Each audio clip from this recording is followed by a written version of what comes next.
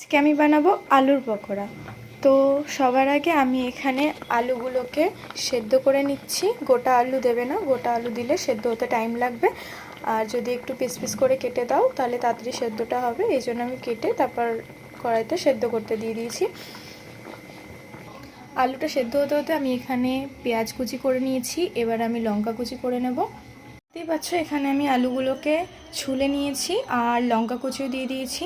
তোমরা তোমাদের মতো যেরকম ঝাল খাও সেরকম দিতে পারো, আমরা যেরকম খাই আমি সেরকম লঙ্কা দিয়েছি।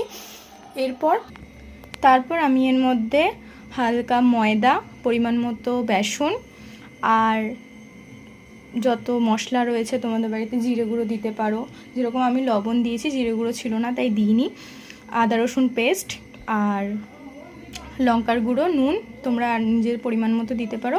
দিয়ে এটাকে ভালো করে একটু হালকা সাদা তেল দিয়ে ভালো করে চটকে মেখে নিতে হবে।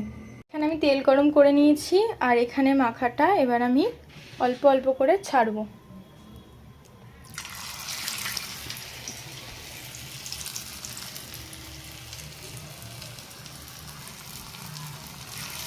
তোমরা এরকম একটা একটা করে ছেড়ে দেবে। তারপরে তৈরি হয়ে গেল আমাদের ক্রাঞ্চি ক্রাঞ্চি আলু পকোড়া।